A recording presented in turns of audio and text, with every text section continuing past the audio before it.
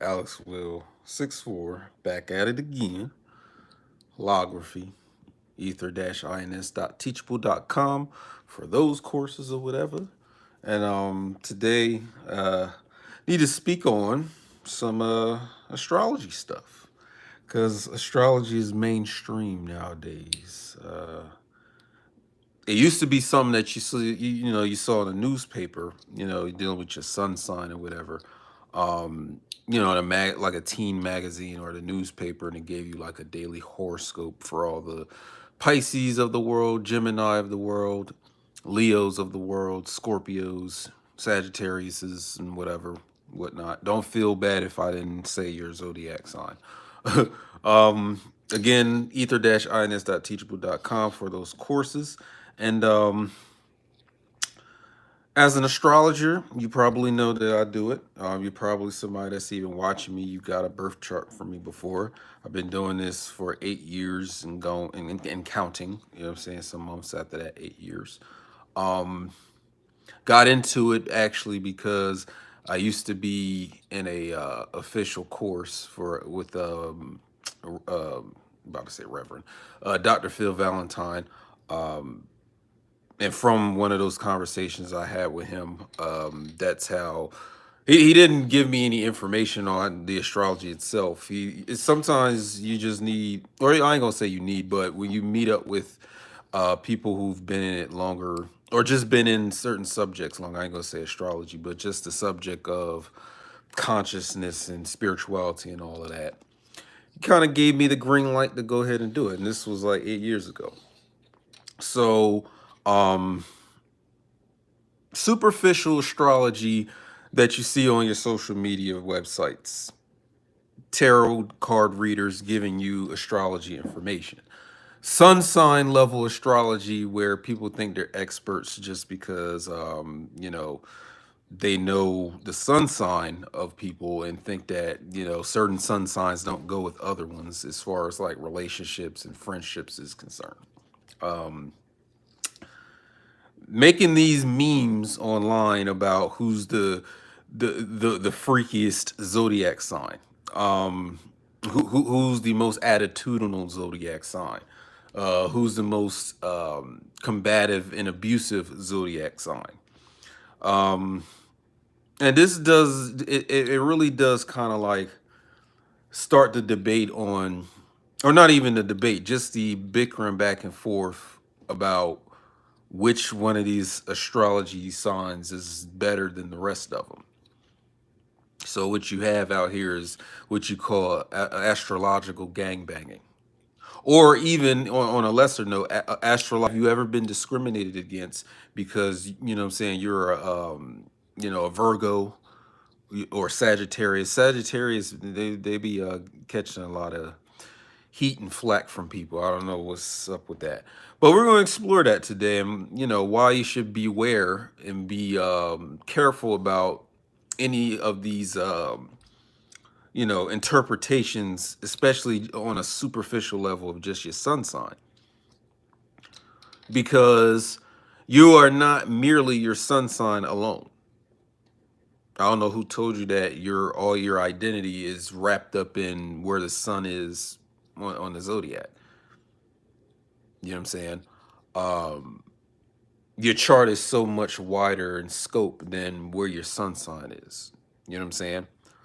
Uh, and for someone that I will say that I'm advanced in this stuff, and you get to make that decision by the end of this video or just by checking out anything that I've ever spoken about on astrology. Uh, be careful out here. It's a lot of people with misinformation out here. You know what I'm saying? Misinformation, no guidance. If anything, seek guidance before you seek information on this stuff. Because again, just because someone's giving you information don't mean it's true, don't mean it's the full scope of what it's talking about, and it doesn't mean that it's accurate. People are straight lying out here.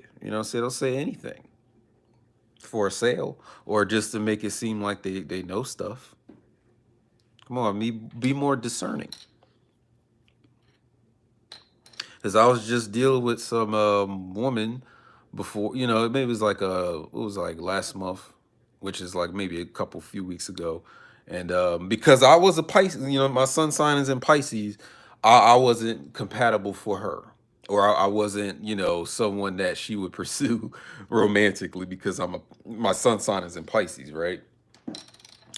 Um, how, like, I'm gonna ask you out there. You ain't gotta, you know, put it in the comments or anything. I'm just asking you rhetorically, like, you know, how accurate is someone's, you know, or I'm not going to say how accurate. How much do you feed into this sun sign astrology thing? Like, do you hate a certain sign? Because maybe you had a few boyfriends or girlfriends that were, you know, for example, they were all Geminis or whatever, and you didn't have like a good relationship with them. So now, you know, whenever you come across a Gemini, you just hate them, or you don't like them very much. You would never pursue them romantic. You know what I'm saying? It's almost like post-traumatic zodiac syndrome. Because I know you heard of post-traumatic syndrome or post-traumatic war syndrome or just post-traumatic stress. But people be out here be having a post-traumatic zodiac syndrome. Like the trauma they received from Sagittarius's or Taurus's or something like that. This is ridiculous. It's ridiculous stuff, man. Very ridiculous. But I'm here to tell you that, you know, astrology is just, you know, there's other things you can get into and explore around that subject. For example, astrology. Ever heard of that one?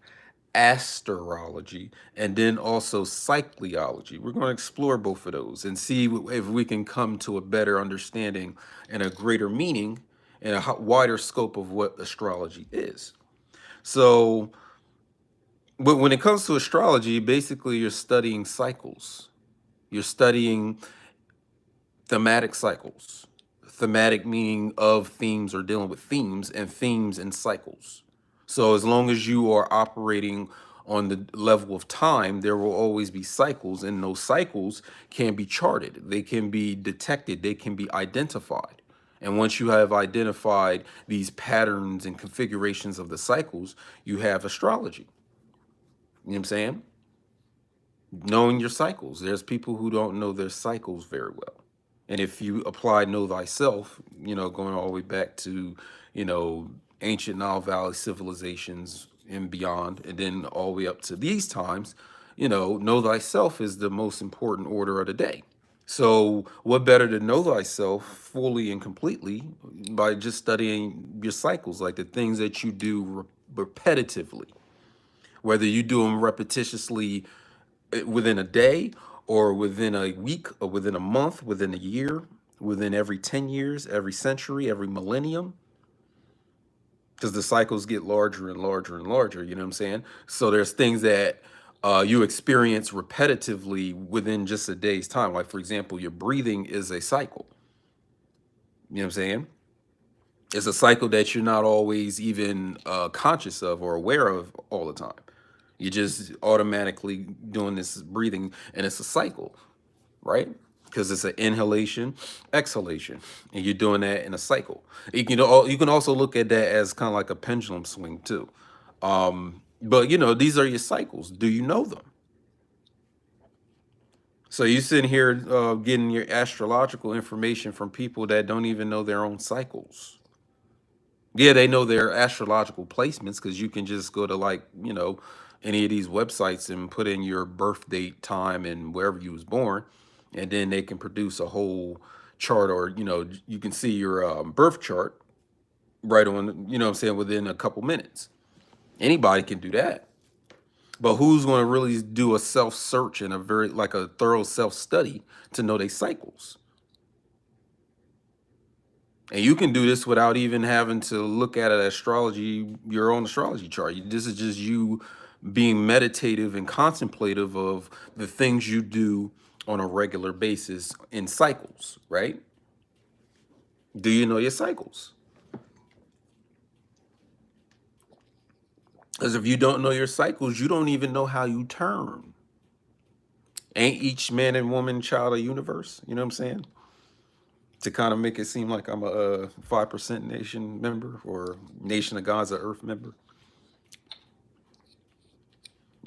So if each of us is a universe in and of itself, you know what I'm saying? First and foremost, that's the multiverse. Everybody want to sit here and be on meta and multiverses. I mean, if I'm a universe, you're a universe, your son is a universe, grandmama a universe, your boss is a universe, then we have a multiverse now. You know what I'm saying? I mean, I'm sorry that you want to go outer space and find that, or you want to travel through dimensions, whatever wild shit you're doing. I don't know what you're doing, but it's right here in your face that you have people that are their own universe, their own world. There's your multiverse right there. But if you want to go beyond, and I'm just going off of the first principle, universal hermetic principle of all is mind, the universe is mental. So any dimension or any type of plane of existence you think you travel into, I mean, it's all mind. So when has anything ever not been mind? This applies to astrology. This applies to your multi and your verses and whatever metaverses, outer space verse, whatever verses, the verses between Timbaland and Swiss Beats. Any verse you want to deal with, you know what I mean? But do you know your cycles? Do you know what you do every week? And are you aware of what you do every 10 years? Are you aware of what happens every 2 weeks or 2 months, every 6 months, every 6 years? Like, are you aware of these like repetitive events or repetitive things you do on a cycle, on a repetitive motion? These things you do every 3 years. Do you know that? Because if not, there's something you should be doing. And I'm gonna say should, and then I know should is a strong statement because you can be like, well, should we? Should we not? You should. What better way to know yourself? You know what's going to happen or how it's going to happen before it happens because you know the cycle of it. I mean, of course, every cycle is every time something circles around, it may be something different, but it's the same cycle. You know what I'm saying?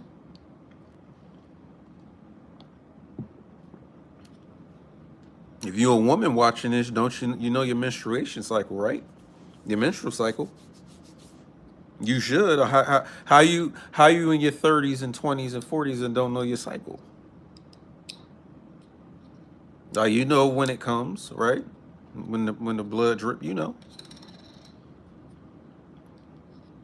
you know that, I ain't gonna say, it's something wrong if, you miss something or the cycle, because sometimes the cycle can, it may not be as exact. Like, for example, your cycle comes like every 28th day of the month or whatever, however you're mapping it or paying attention to it. But it's good to know this because that's a self-knowledge understanding. You know that your body does this every such and such days. But that's not the only cycle you would have. And the cycle thing ain't just limited to no woman. You know what I'm saying? Everybody ought to know that, or their cycle. Even something simple as that you have to go to work.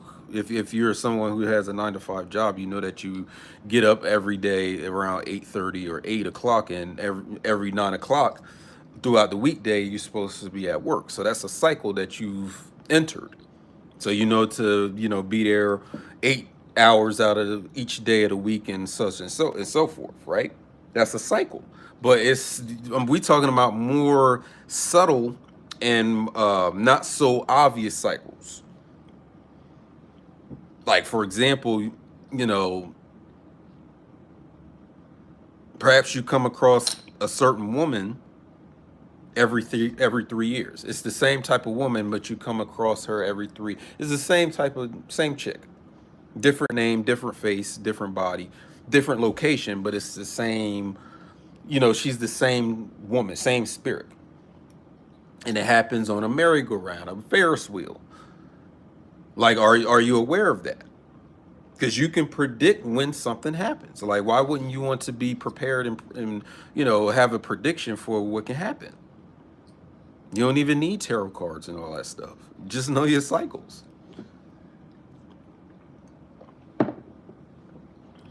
Just know your cycles. which is some I call the study of cycles, which you probably already know if you know me, cycleology. So, knowing cycleology will make you an expert in astrology because it's not so esoteric to know your cycles and the things you do on, or things that happen to you on a repetitive, cycle, right? Or a repetitive loop. Because if you know that loop, why would you go to someone to, what I'm saying, to have them predict something for you? You wouldn't need that.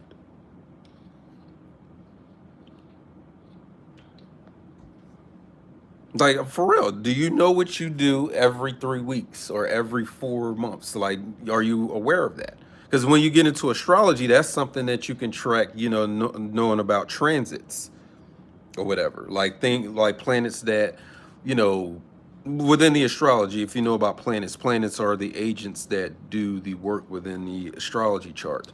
Like your sun, your moon, Venus, um, Jupiter, and all those planets, and they move across this or around the zodiac in their unique cycles, right? So if you know your transits, that's where as these planets or agents are moving around your zodiac chart or your zodiac wheel, what I'm saying, everywhere they are stationed at or everywhere they move, there's something that correlates with something that happens in your life or it correlates with what you're doing in your life. So this brings me to another point. Astrology does not cause anything in your life.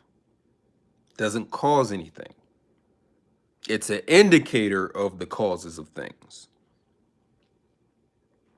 So, for example, if you're a Taurus sun sign, the Taurus is not the one causing anything in your life. It's you acting like or acting in that Taurus manner. It all goes back to you. It's all mind. So nothing in your astrology chart causes anything in your life. It's not a causation agent. It's an indicator of how your mind is. So this is how we help to, like understanding your own mind. Your mind is cyclical. It's circular. There's circuitry there. Just looking at astrology, like it's sitting here giving you that understanding.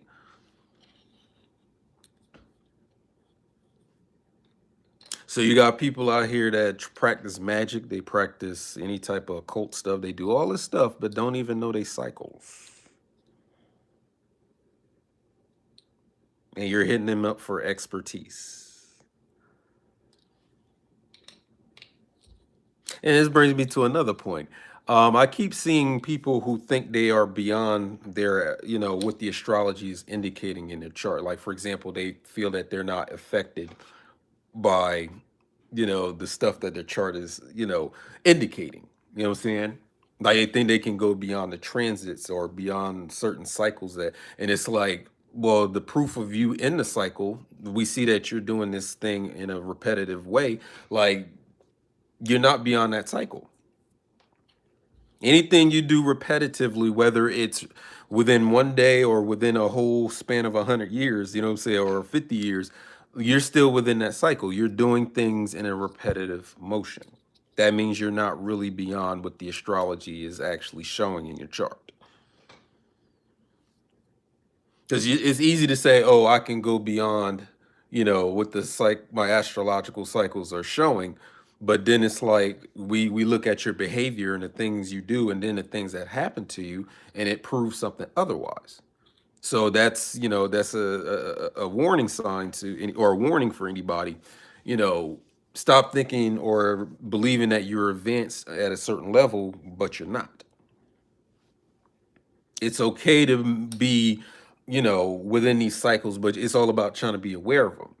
Now, if you're going to sit here and act like, or, try to project yourself as someone who's beyond them, and then we take a closer look at your life and it's showing something different, then we know that you're out here first and foremost, deceiving yourself and then coming amongst us or the other people and deceiving them as well.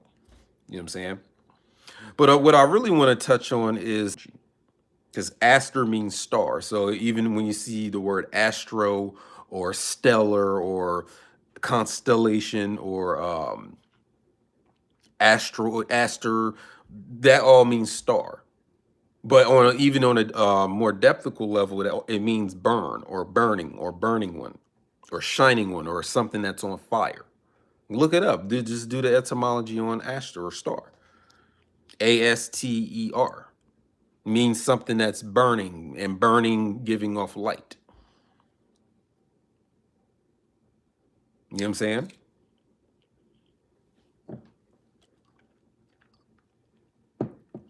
So astrology is the study of that process.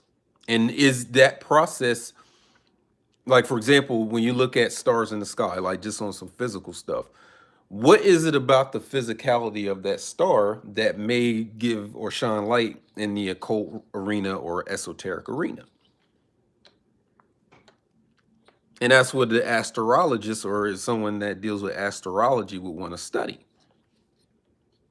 Because there's something about the star itself that can shed some real untapped insight about, the universe or mind itself, right?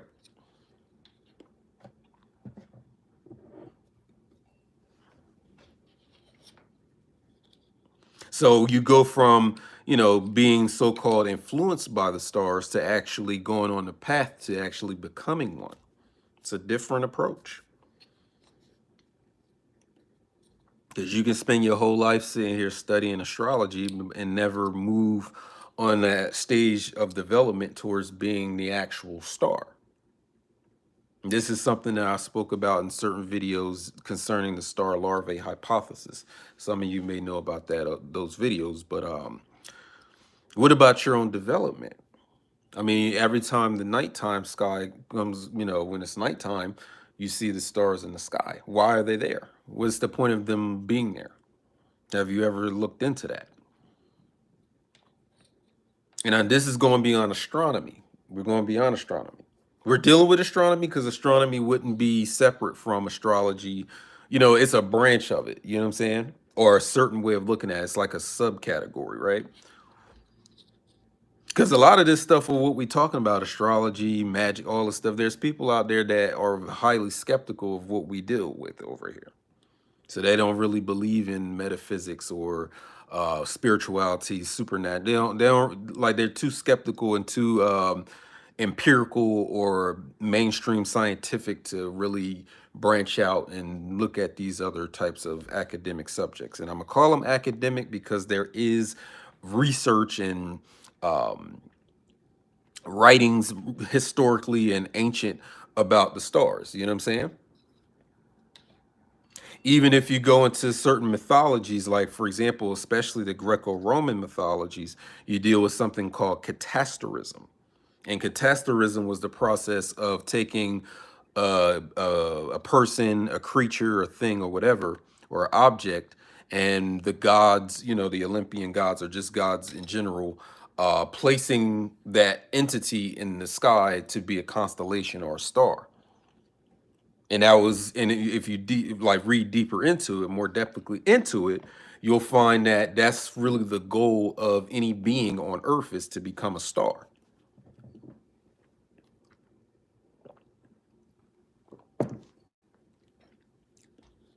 Now, are we talking figuratively, or is this literally, or is it both?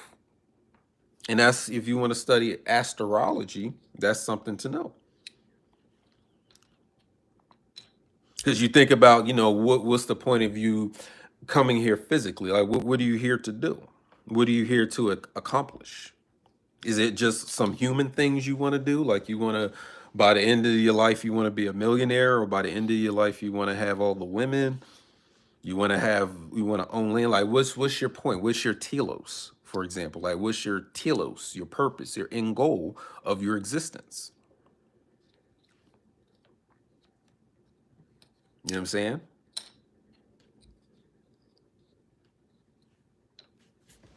And I'm not going to ignore, the other side of becoming a star. Like you want to be a famous person, you want to be, someone that everyone in the world knows. I mean, that's a goal for you to reach for if that's what you're here to do, right? Star. And not just physically. We're talking about most importantly mentally, because again, this goes back to all his mind. Even physical things are of the mind. Condensed consciousness. You know what I mean? So what is your telos here? Like, are you just wanted to come here and experience what it's like to be human, or what's up? Because there is a goal to reach for, and that would be something along the lines of catastrophism, where we deal with the science and the literature and the figurative understanding of actually you becoming a star, not a famous celebrity or a Hollywood actor, or you know what I'm saying, a singer or a rapper or nothing like that, or a famous author. You know what I'm saying? I'm talking about actually on a occult level becoming exactly what it is you see up in the sky every night. So then that begs the question, is the things that you see up in the sky every night, is that conscious? Because if you just deal with astronomy, it's just them saying, oh, this is just some object in the sky. It has no consciousness. There is no mind there. It's just some object that burns and shines in the sky. Is that it? If so, why are these cultures over the millennia, ancient cultures, today's cultures, in medieval times, cultures in the times of where Africa had all its kingdom, like why was there always this contemplation and study of what was above us in the clouds and beyond? And then why did they create mythologies off of it? So for example, your Bible, you know what I'm saying, and your Greco-Roman myths and your Aztec Mayan mythologies and all these different mythologies around the world, your cosmologies, which is the study of the cosmos, they all deal with the stars in some fashion or form. And in a lot of ways, it was always about commingling or becoming those stars. So is that a real science to aim and study for, or is that just the realm of the imagination? It's all, malarkey. You know what I'm saying?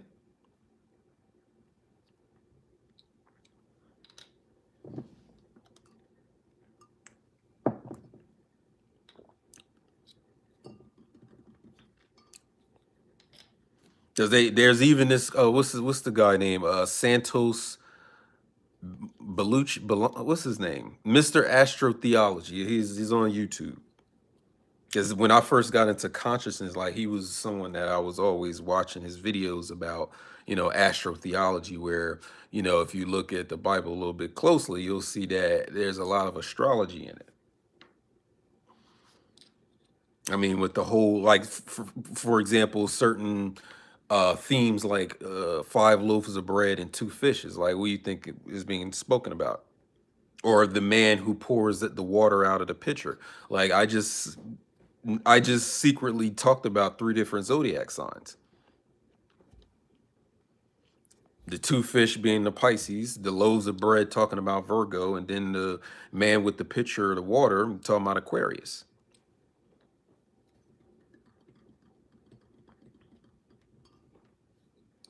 Peace and light. What's going on? How are you? So why were these ancient peoples so obsessed in studying what's happening all above the what I'm saying, the clouds or whatever?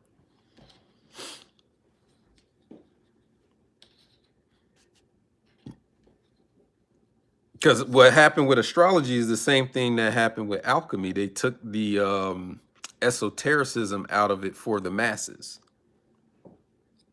So what you get in return is astronomy and chemistry. And that's as far as certain people of today's world go. They don't go beyond, some empirical study of the stars and the sun and the clouds and, planets or asteroid belts and all that. Galaxies they'll never go to and shit like that. You know what I mean? But is there something beyond the astronomy out there? Like for those of you that, you subscribe to extraterrestrials and stuff like that. You know what I mean? And all these movies talking about beings and conscious entities coming down from the sky. Like, is there truth to that?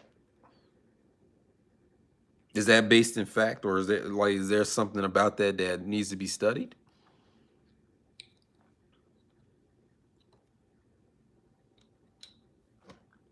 Well, one of the things that links you to a star, and we dealing with physicality right now. One thing that links you to the star is the fact that the star has a metabolism just like you do. Ooh. And this is right. You can even study that in astronomy. So it's not like they in astronomy they don't know. No, there's the star has its own metabolism. So if the star has a metabolism system and you have a metabolism system, is there a connection between you and the star?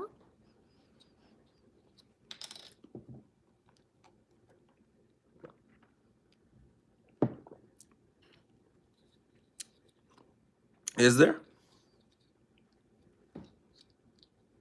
Because the star, I mean, and then like I said, you're dealing with these scientists who, or these astronomers or whatever, who wouldn't think that a star would ever like display any, or they wouldn't check to see if the star displays any traits that would consider it a biological entity or a living thing. But what if the star is actually a biological living thing? And not just that, that it has its own mind. It can think, it can reason, has its own autonomy.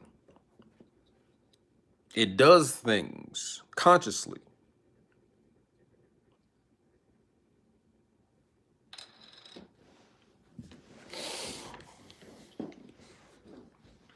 What about that song by Kendrick Lamar? That first song that on his album, "To Pimp a Butterfly," that song "Wesley's Theory," where he samples that song. I forgot the singer. It's a '70s song, I think. Yeah, it's from the '70s. You're like, every nigga is a star. Like, is there truth to that, or is that just we're just speaking, we're just saying stuff?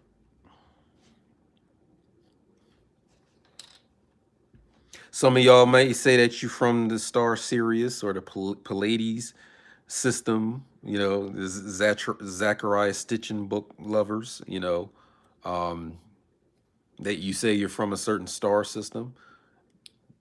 I would love for you to prove to me how you are, and I'm not doubting you. I just would like to see proof or, like a line of logic that would show that you are actually from those star systems. I want to know.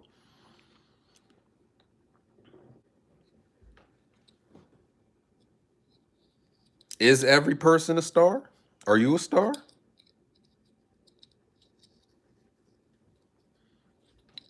Are you stellar?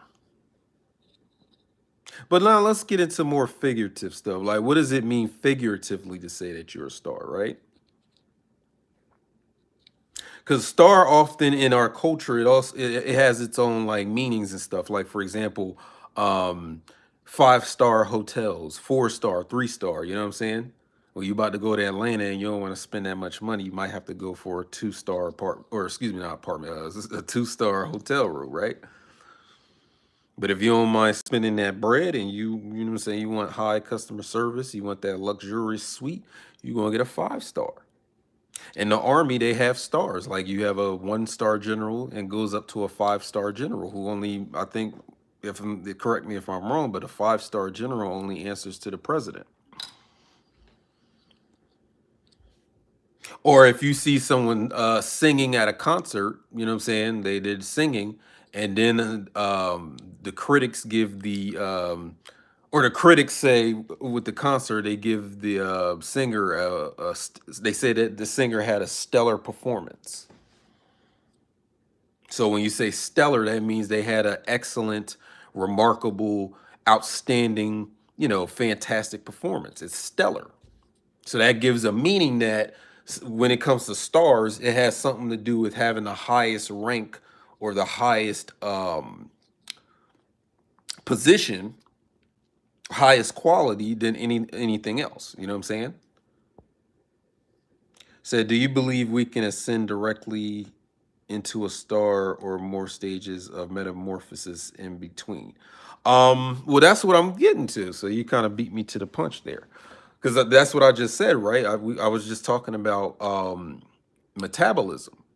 The star has a metabolism. It has a metabolism system where it has to burn something in order to produce some sort of energy for itself, or burn something to produce to keep itself going. Just like you breathe and eat and drink things, and then your body's chemistry or its metabolism processes converting all that into some sort of energy for you to be able to, get up, walk around, uh, do whatever you do throughout the day. Your breathing is tied directly to your metabolism. So is this the star in the sky that you see at night, is the star doing some sort of respiration or breathing as well? Because if so, now we just bridge the gap between whatever that is up there and who we are down here.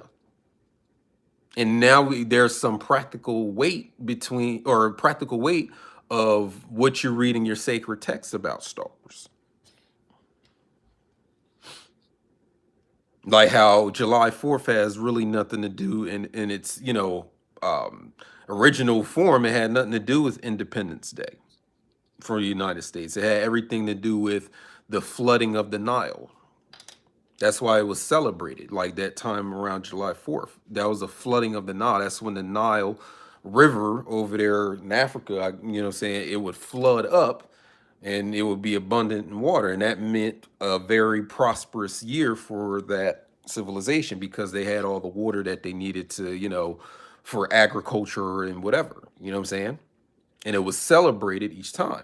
So now you have people over that come into the Western world, and they create, a country based around that science of that time of the year. Dog days of summer is the hottest time of the year, or what I'm saying, this is where Sirius and the star Sirius and then the sun are in alignment around July 4th. So it's celebrated. Even with the symbolism of shooting off fireworks or pyrotechnics. Where do you see the pyrotechnics and the fireworks at? In the sky. You know what I'm saying? Hopefully you don't hear gunshots, and what I'm saying, if you from a certain place within the city, it's a perfect time to shoot off your, what I'm saying, that thing, riding with them things. We ride with them things, but and I'm just saying that because I come from that part of the, that type of life of the hood or whatever. That's what you want to call it. But even in that symbolism, because again, what does star mean? What does astro or aster mean? Fire, burning. And then you have something called fireworks or pyrotechnics. Pyro means fire. So even within that celebration of 4th of July, you have something that's relating to stars.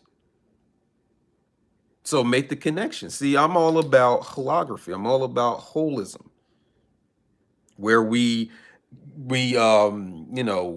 provide the cure to those who are suffering from what's called fragmentality, where their mind is in these broken pieces or fragments, and it's like they're not putting the pieces together to come to a coherent whole. So this, this, that, but you're not putting them together into a whole picture. So you're divided and fragmented in your thinking. So even within something as American and, meaningless on the surface as you shooting off fireworks around 4th of July, and then you have with 4th of July is when the sun and the and star Sirius are in alignment with each other. So you shooting off the fireworks is a celebration. It's all about stars. You know what I'm saying? The American banner or flag, or the United States flag, is stars. So someone who created this country or designed it knows something about astrology and these secret understandings of what's going on in the sky. So the sky is important in this discussion about, um No, what do I meant to say? It's important in our study of not just astronomy. We're going to be on the astronomy now. Because whatever your sacred texts and your Bibles and all these different books are talking about, it's always dealing with something stellar or something meteorological. Or excuse me, I'm about to mess up. Meteorological. You know what I'm saying? So studying meteors, because meteor comes from the etymology of meta eros. You know what meta means? It means beyond. You know about metaphysics. So air means, the wind or the air or the sky. So we're talking about meta eros or meteorology. The true study of meteorology or the ancient study of meteorology was studying things that were beyond the air or beyond the sky. And how what was going on up on that level had a correspondence with things happening in your earthly existence.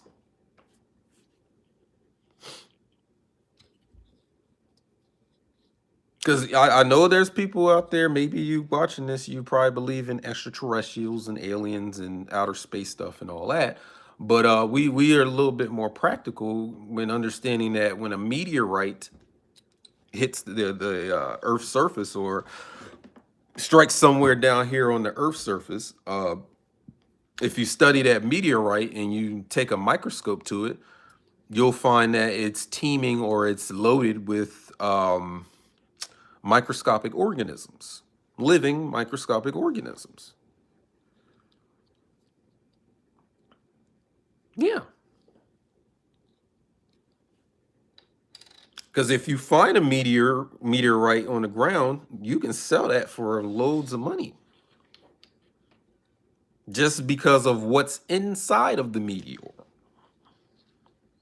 And then why did the meteor hit the Earth's surface? Why did it come out of the sky? Like, is that a random event? Like, it's just, oh, that's something random. It just hit the Earth. Like, there's nothing beyond that. It's just something hit the Earth. It's just coincidental. Well, dealing with one of the hermetic principles of cause and effect, every effect has its cause, every cause has its effect. There's no such thing as chance, randomness, or, saying coincidence. So that means a meteor hitting the Earth's surface is not just hitting the surface. There's a reason why it's hitting it. And then if you open up the meteorite and it has microscopic organisms in it, was it the intent of the microorganisms to come here to Earth? And they used whatever metal or rock or whatever it used to get here.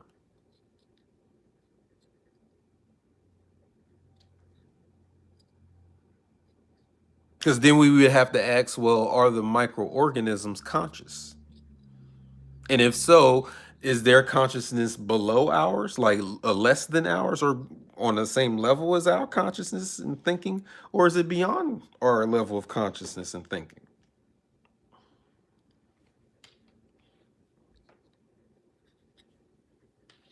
Again, this is just physical, right? Let's get into some more esoteric and occult, where we speak on is there intelligence beyond ours within the sky?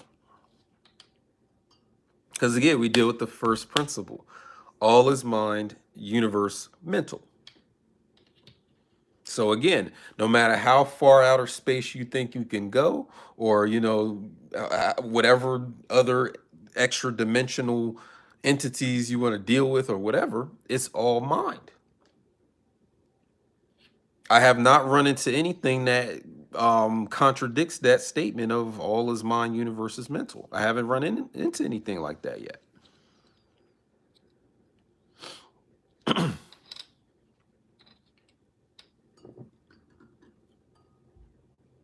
But look at the semiotics of a situation as well, because this is the realm of effects. Symbolic. Earth is the realm of symbolic effect, meaning that there is no cause in the physical. It's all effect. So nothing physical causes any other physical thing. It's all the effect of a cause that has no physicality whatsoever. If that's something how you see it that way, because I could be saying something where you don't see it that way, right? Um, What does it mean that the stars are above your head physically? Is there any symbolic meaning of that?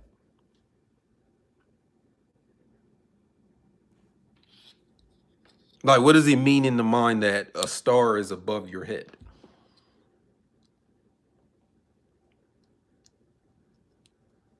Like, is there a meaning to that?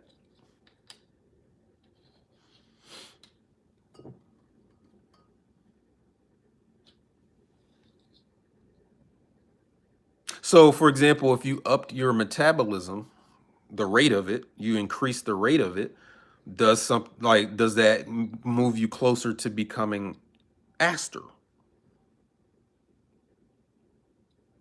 Because aster it means to burn or something burning, a burning one, a flaming one, something that's on fire.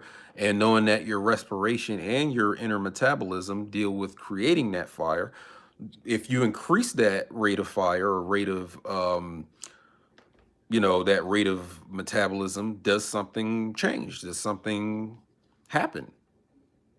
Do you change?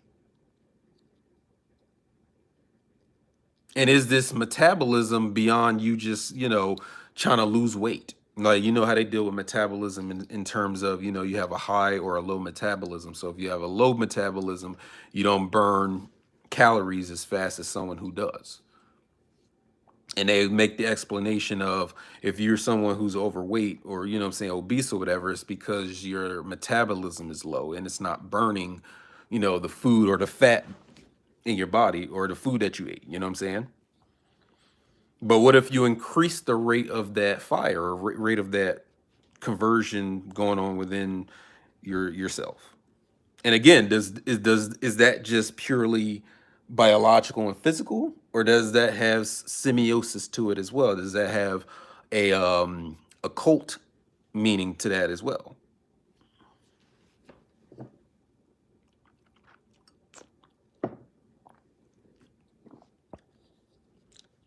Says stars seem to be more intelligent. Okay.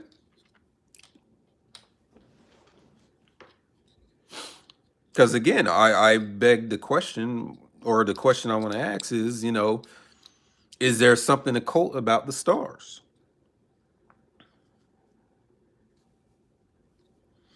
Is there some esoteric about the star? Is there an occult connection between you and the star? Are you supposed to be aiming to become what you see there every night? See, that's what I would consider astrology. Because now you're actually studying the star rather than you just studying where your sun is in your birth chart or where Venus is in your birth chart and all these different things, right?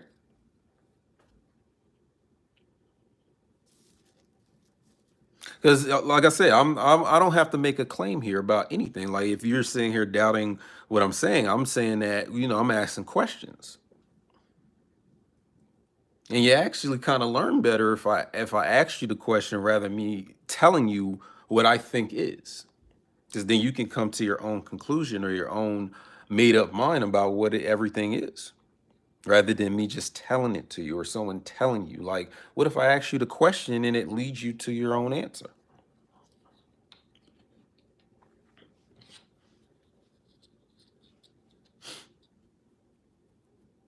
So if we're dealing with astrology, let me spell it for you. Asterology. Shouldn't we be studying the metabolism, or shouldn't we be studying fire, heat?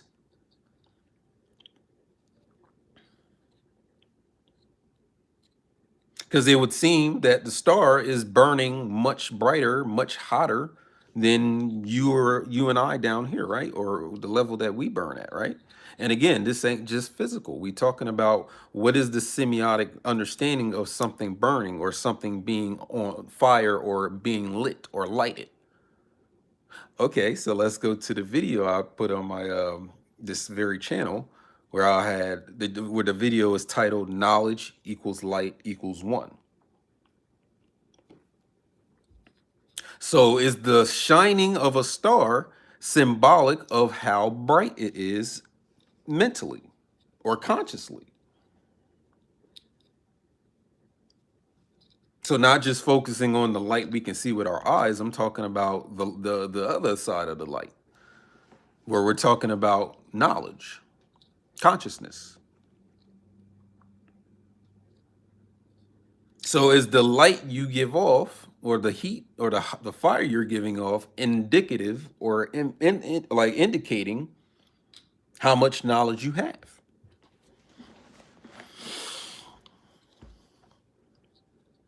So in reaching or striving for a stellar level or stellar standard of your being, right? In reaching that, how bright do you burn? What is your rate of burning now?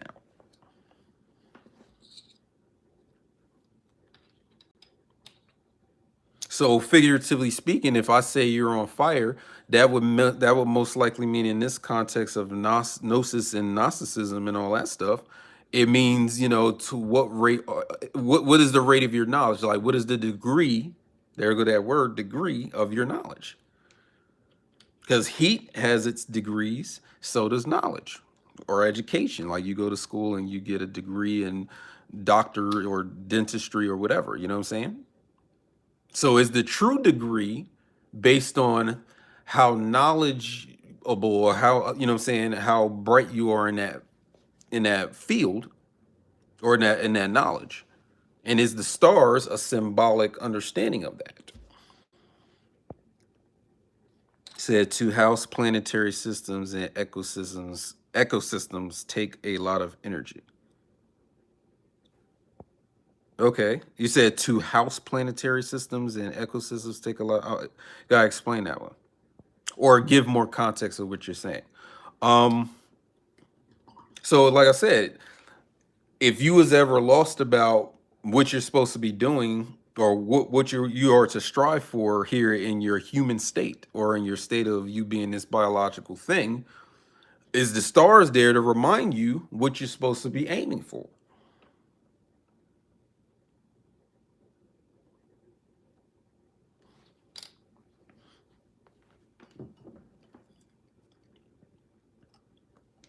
And this is one of the reasons why I came up with the saying, or the quote, heat rises and knowledge to meet it, since both dealing with degrees. Even if you go into the whole masonry thing, and they got the 33 degree masons, or 32-degree masons, and then you have, and this is common knowledge, this ain't me, sitting here revealing some sort of top secret information. You, as an entered apprentice, you're at first degree. Become a fellow craft of the lodge, you become second degree. And you become a master mason, you third degree, right?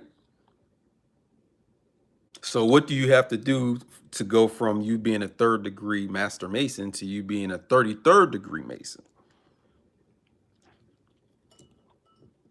And is there something more to that 33-degree ladder you're going up? Well, of course, and people, already know this, especially if you're doing some conscious stuff.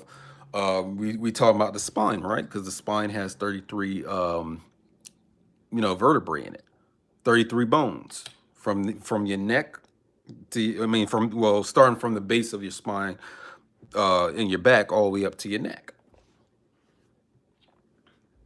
What else is associated with your spine and going up your spine? Kundalini. And what is Kundalini always kind of represented as, or understood to be? Snake, serpent, dragon, perhaps? But what's the other feature about it? Fire, heat. Why is there a double-headed phoenix to represent the 33rd degree Mason? What is Phoenix often represented as, or closely associated with? Fire. Because what happens with a phoenix? It sets itself on fire, becomes ashes, and is reborn from its own ashes as a new thing. What is the final stage in alchemy? Rubedo stage. Rubedo. Rubedo. What does rubedo mean? Red, like a ruby. Rubedo. Reddening, the reddening phase of alchemy. What creature represents the last stage of alchemy? Phoenix. And I just showed you how masonry is a child of alchemy. I just showed you without us even having to go into no textbooks or anything like that. I'm showing you how, this all goes back to alchemy as well. So is it in alchemy that you are to be this burning aster? Aster meaning star. Is a phoenix indicative of a star, or does it mean that you have reached that stellar stage of your development?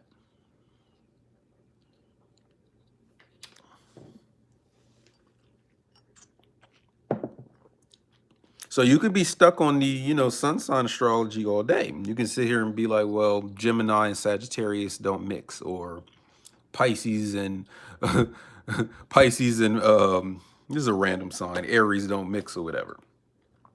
You know what I'm saying? You can even be more advanced. You can start looking into where people's Venus and their Mars is in their chart. Like, do you have Mars in Aries, or you have Mars in Libra? Do I have Venus in Taurus? Do I have Venus in Scorpio or something like that? And then you can do the synastry. So there's astrologers that deal with synastry, Synastry, where they compare people's birth charts to see how compatible they are. So regardless of what your sun sign is, perhaps you and that person's moon sign clicks. You know what I'm saying? Stuff like that. Stuff like that. But I did want to show you this thing about cycles, though. This thing right here, Cycleology. So this is a diagram I came up with while, comparing what we know about the circle in geometry and how that connects to any type of semiotic or mental understanding, especially on an esoteric or occult level. And this is the science of studying your own cycle, right? Just dealing with the circle.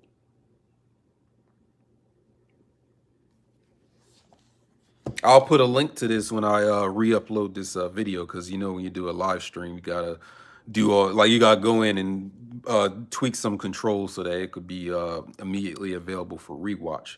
After it does its loading or whatever, or rendering. I don't know what it does, but yeah. So, and I put the saying on this post: if you don't know your cycles, you don't know yourself. So I'll be speaking to people, or people will be trying to tell me stuff. It's like, yo, you don't even know your own cycles, Jack. Or Jackie, if you're a woman. You don't even know your own cycles. You don't even know what happens every 4 years, or 3 years, or every 2 days.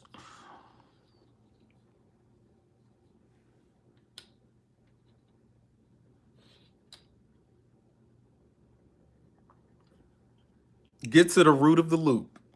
You've heard me say that before, if you've been watching me before. Get to the root of the loop. You even eat. We can start dealing with different things. If we go into Hinduism, and or is it Buddhism? Sometimes I get it mixed up with, because it's similar. The whole thing of you getting out of the wheel of samsara, or getting out of the wheel of karma, where you're not in this cycle of rebirth, death, rebirth. Like, you're in this perpetual cycle, right? And the whole aim is to get out of that loop.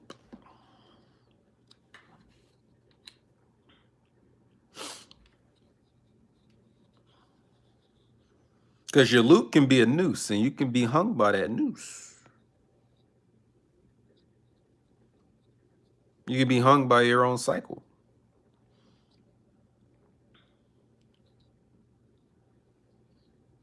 Generational curses is a cycle. Like, if there's sexual abuse in your family and it just keeps repeating with each generation, that's a cycle. Someone has to break that. Someone would break that after a while, right? Curse breakers. Get out of that loop.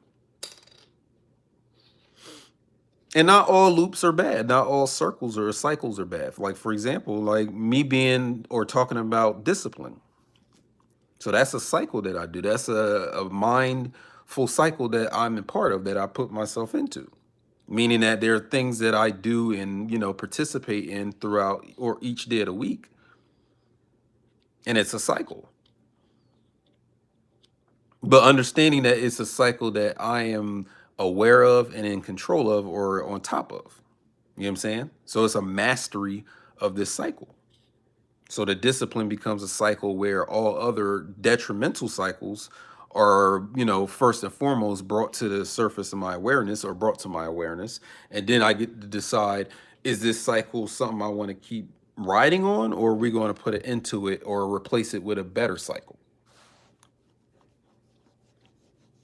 Or end the cycle, whatever needs to be done so that I could be, fully developed and move on to my next stage of my existence.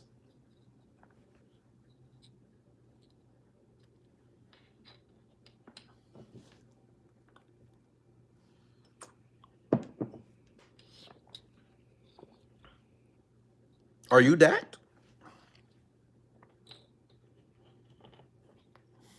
Cycles of abuse. Like, for example, if you was abused as a child by one or more of or both of your parents or whoever was there that was supposed to be, caring for you or whatever, or your guardian or whoever was there, you know what I'm saying? Could be a cousin, uncle, brother, sister, daughter. Well, no, not your daughter, but some family member. And then you keep repeating the cycle of that trauma that happened, where now when you're in your relationships today, it's the same type of event going on. Someone's still abusing you. And you go through that cycle perhaps every 2 years or so, you know what I mean?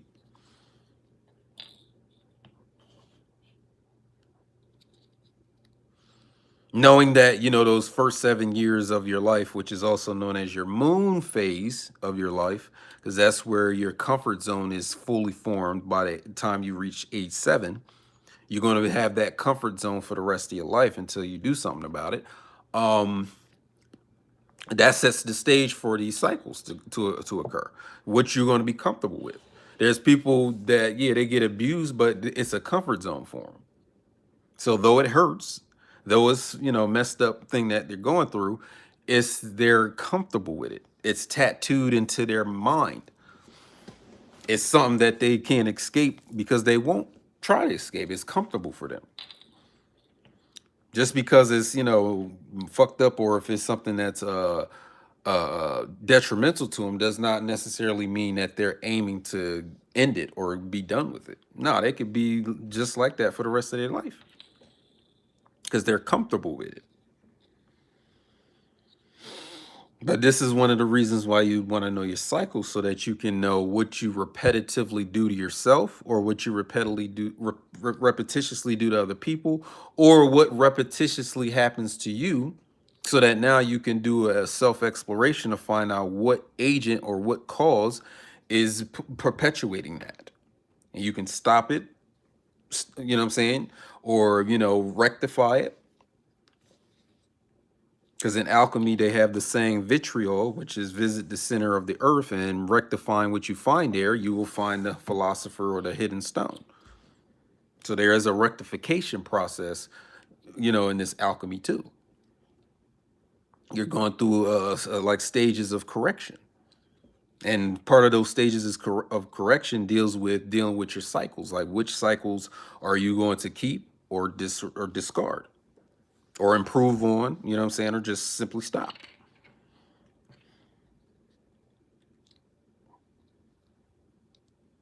Now, as an astrologer myself, and I've been counseling people, and they've been coming to me for consultations about astrology.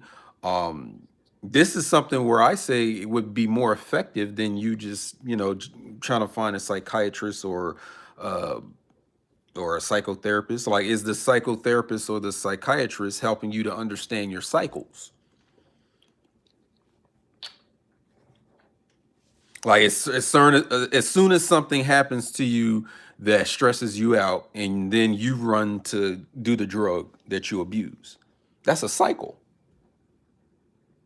So if you understood your cycle, you'd be a step ahead of your cycle. So that means, when you're stressed out, you're more in control of yourself, instead of, resorting to this drug you've been abusing.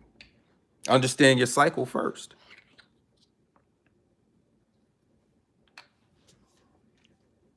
Does your therapist or your psychiatrist help you with that? Does the occultists you watch on YouTube, or the books you read, or the people you watch on social media, do they tell you about that?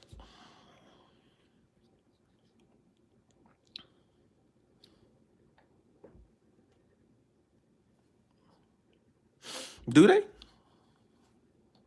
Because again, we're dealing with people that don't even know their cycles, but they sitting up here, um, telling you like they know everything, or like they the masters of their craft, or they're someone to seek guidance from. Like these people don't even know their cycles. And even if I didn't know mine, rest assured, this is a promotion, or a urging for you to go and know what your cycles are.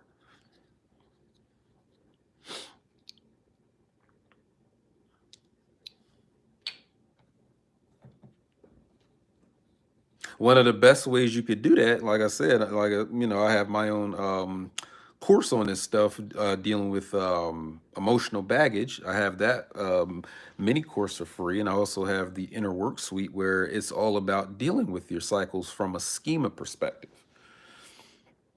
So your schemas are your the structures of your own consciousness, or your mind, that lead into the way you see things, the way you do things, the way you behave, what's comfortable for you, what's uncomfortable for you, the type of traumas you keep repeating. This is all going back to your schemas, or your schematic of your mind. So I have a whole course dealing with that. And that's a great way for you to know your cycles and be the master of, what happens to you here in this incarnation. Also, for me, I'm an astrologer. So, if you're interested in getting your birth chart done from a professional astrologer, and not just some cookie cutter astrologer out here that just, focus on sun signs and moon signs and ascendant signs, it's like, no, you can get a birth chart from me, where we dig much more depthically into your mind itself.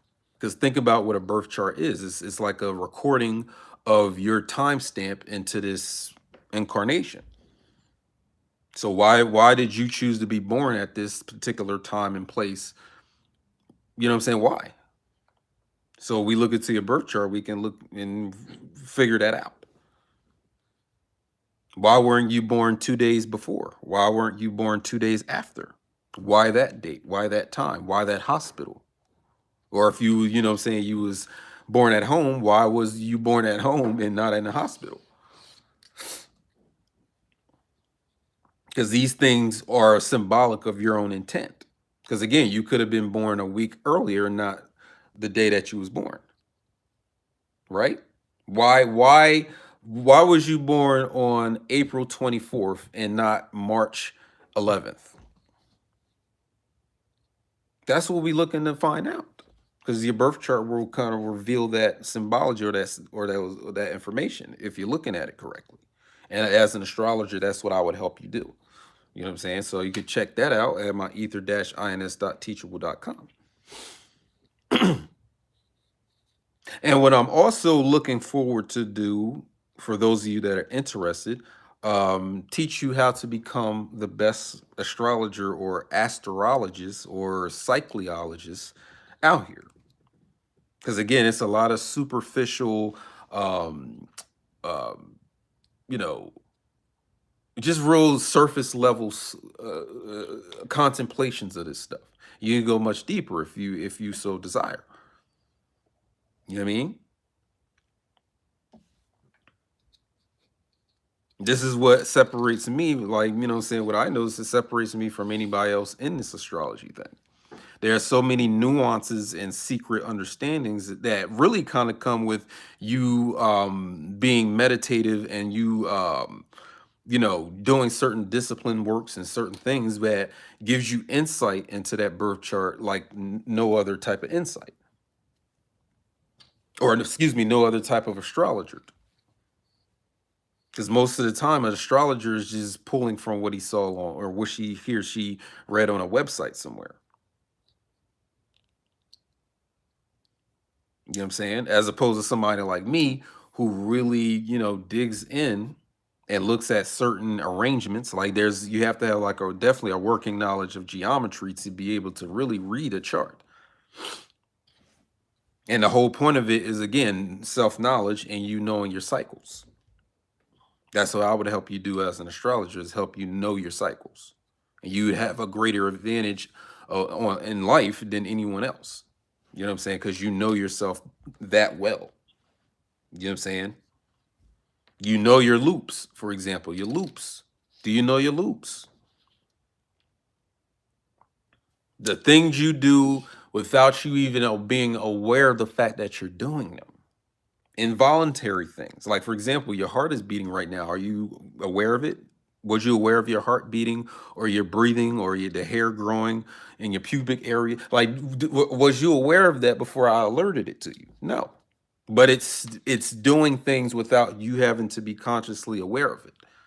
See, with this type of understanding and this approach to things, this is stuff, it becomes a part of your attention span. It's something you're aware of now. And now that you're aware of it, you now have control, conscious control.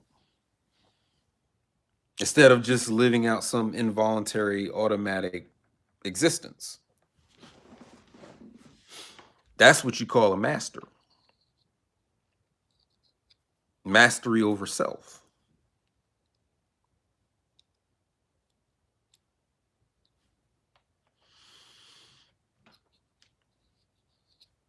Because with mastery over self, why would you need a master to tell you anything? Why would you need to be underneath a master? Why would you need to be apprenticed to a master if you have become one? And this is not to say that you shouldn't have a teacher, or you shouldn't have someone that's guiding you, or someone that you're consulting. No, I'm saying that the aim, even with any teacher or consultant or counselor you're dealing with, or guide, the aim for, based on what I'm saying, you can have a different opinion, is to, the aim is to become your own master, where you're the one that's in charge of every aspect of your life, rather than it just happening, involuntarily or automatically without you being consciously aware of what's going on.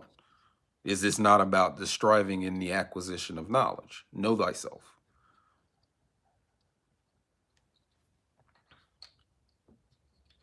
Heat rises, heat rises, and knowledge to meet it.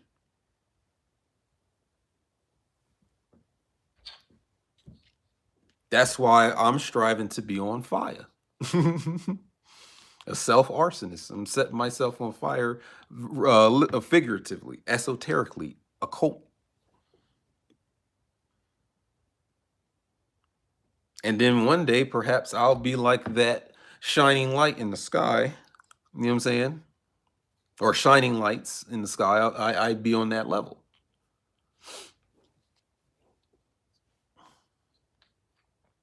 Because what if I said what you saw, up there is, secretly buried inside of you?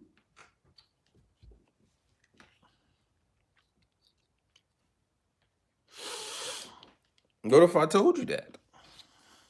Would you believe me or up and leave me? How deep is our bond? You know what I'm saying?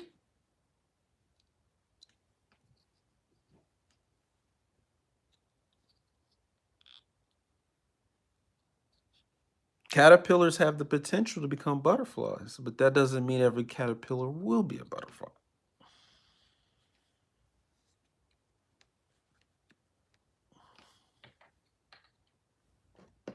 Mm-hmm.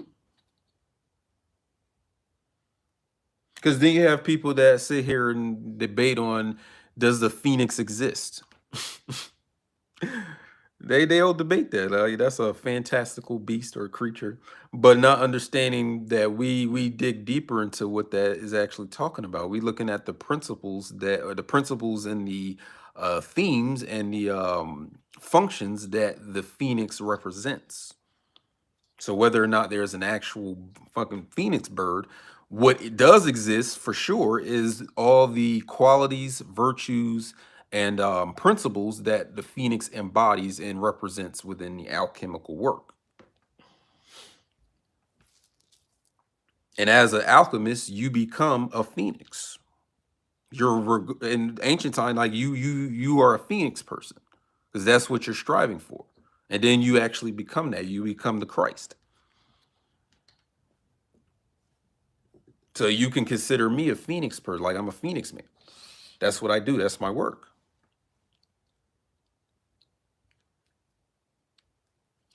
That's why that bird represents us. It represents alchemists, first and foremost. Before you even get into masonry with the double-headed phoenix, no, it represents alchemists because that's what we strive for. That's what we're doing.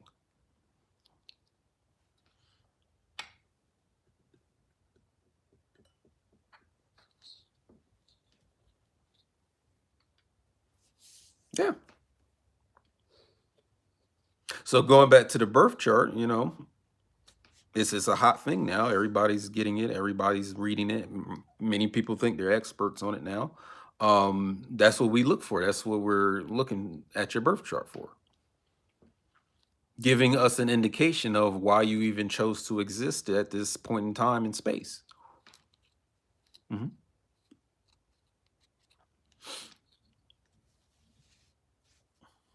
Because I mean, are you sitting here saying that you was just born and there was no reason why you was born at in that time, that day, in that part of the world? Why did you choose to be born in America? Key word, why did you choose? Why did you choose to be in America and not Australia? Why America? Why the United States? See, we're looking for the intent. We're trying to detect and study the intent of your existence with this stuff. Because then that puts you back on track as to why you're here in the first place, right?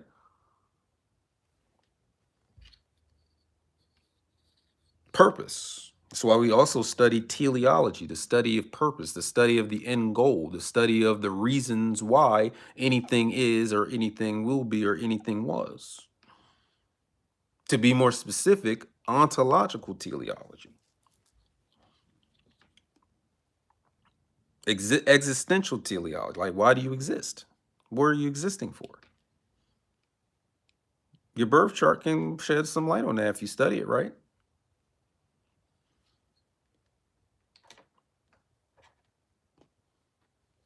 And before I get out of here, that's what I'm saying. Like, really have a critical eye about the type of stuff that people are putting out. You're dealing with people that don't even, and like I said, this isn't an attack against them or trying to bash them or whatever. Because it's not to say that a person is wrong. Is they may be just limited in scope. Meaning what they're saying is right, but it's only a piece of the pie. Well, what about the other slices of the pie, baby? You missing something right there. I ain't gonna say you wrong. I'm just saying you missing something. You're missing a few things. You know what I'm saying? You missing something there, player. Playette. Shorty. Big fella. You missing something. And they always come out with these memes of, what a Gemini is or what a Taurus is or, what I'm saying, what a Capricorn does or whatever. How do Aquarius, like, that's the entertainment level of it. That's the mundane, superficial level of what any of that is. You know what I'm saying?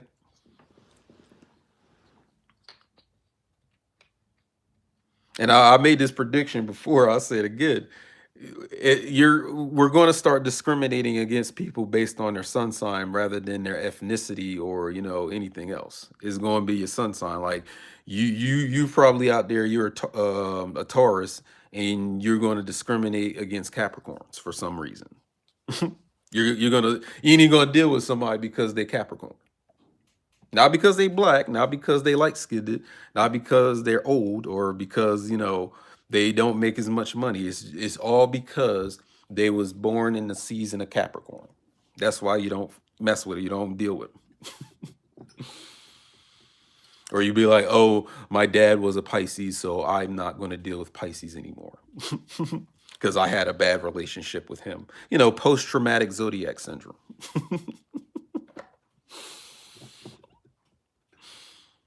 I had a horrible experience with a Pisces. I'll never deal with a Pisces ever again. Them cats. You know who it is. It's some women and men. You know who they is. Especially in this occult conscious community type space. Yeah. And then all the, I'm trying to address as much of this as possible before I get off. Then you have the people that, They deal with the sidereal astrology, and they think the sidereal astrology is more superior than the tropical Western stuff, or the Vedic astrology. You know what I'm saying? They adhere to that, or your 13 sun sign astrology, where they want to introduce Ophiuchus, the 13th sign. And I'm still trying to figure out how Ophiuchus is different from Scorpio. Because you're understanding that each sign in a birth chart, like all the 12 signs, they each have a modality and they have an element. So Aries is, its modality is cardinal. I can teach you this stuff if you want to get a consultation, or I can also create a course on this stuff if y'all want it. The Aries is cardinal and it's a fire. So the modality is cardinal and its element is fire. Taurus, its modality is fixed and its element is earth, and so on and so forth till you get to Pisces, which is mutable water. You know what I'm saying? So with Ophiuchus, what's its modality? What is its element? Are you saying that it's something that transcends that? Because my whole point is, if you're going to introduce Ophiuchus to the astrology, you might as well bring in the entire 88 constellations into the fold. Like what's that sign? Delphinus, which is the dolphin, or Ursa Major, Ursa Minor, the bears, or Aquila, which is the eagle. Like these constellations that aren't involved in the regular astrology that you know. Because honestly, I kind of look at the Ophiuchus as just an advanced form of Scorpio, because it's right there next to it. So what if it's more symbolic of a Scorpio who's more advanced in their spirituality than the regular Scorpio? Same thing with me. If I have the sun sign in Pisces and I become more advanced, perhaps I become Delphinus, which is, it's like I said, it's just a way of looking at it. I'm not saying anything is right or wrong here, because all these different systems, you can utilize them all. I also utilize the Chinese astrology. So for me, since I was born in 1988, I was considered an Earth dragon. I was born in the year of the dragon, but 88 is Earth. And you have metal, you have water, fire, and wood, I think. So I was born in the year of the Earth dragon. So it's not just dragon, it's Earth. So some of you may be metal rabbits or wooden tiger, whatever. You know what I'm saying? You got to kind of look that up and see. But I have the Earth dragon. You know what I'm saying? And like I said, I do, I don't dismiss the whole Vedic astrology. It's just that there are certain things about it. Like, for example, it doesn't recognize Pluto, Uranus, Neptune, these different planets. It doesn't recognize that within its system. And I know that these three planets, the Uranus, Pluto, Neptune, are tied to certain principles within the mind. You know what I'm saying? And it's important where it's at in your chart. You know what I mean? So if you have an astrology system that doesn't recognize that, I'm like, well, I don't really co-sign it to 100%, but I do still, look at my interpretations in Vedic too. Like, what does the Vedic astrology say about Sun in Pisces? You know what I mean? You want to know that. So utilize them all. You know what I'm saying? You don't have to be limited to one or the other. It's just like utilize them all. See what you get out of all of them.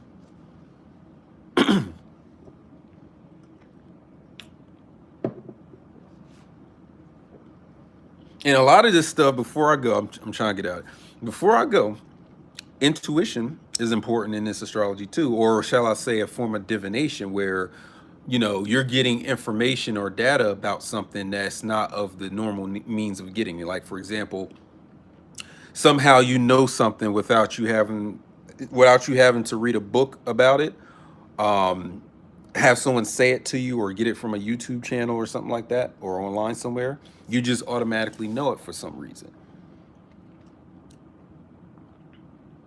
Because that's where the astrology really is, from one astrologer to the other. If you into this stuff, you need to be focused more on, this is, me just giving you my own advice. Focus on the intuitive side of it, or the side of it that's dealing with divination, like the information you get based on just doing some divination or meditative. Like when I do someone's birth chart, I'm meditative about it. I'm meditative about what I'm seeing in their birth chart. And being meditative about it or contemplating it, just looking at it, staring at it as if I'm looking into a mandala, like in the whole Indian thing, some insights pop up. Some things I wouldn't have seen if I didn't do the meditation or do the contemplation or the divination on that, or just, the intuition of it. And I hope you're not getting tarot card readings where the person isn't that intuitive. Like they're just dealing with the cards or whatever. And they're not really, you know, channeling, something beyond physical to kind of help them understand the reading of things. But that's my time, man. That's all I wanted to talk about today is astrology, astrology. We talked about stars, and cycleology, where we talked about cycles. So again, I'm Alex Will 64. Check out my website, ether-ins.teachable.com, where you can book, consultation or counseling sessions. You can enroll into my courses that I have up there. Get your birth chart. You know what I'm saying? Good price. You get an hour consultation. I can also create a video consultation for you where you get a video file on me talking about key points in your chart that you would probably want to know that you probably won't get just by researching it online. I do it all. So again, Alex Will 64, and keep your head to the stars, baby boy.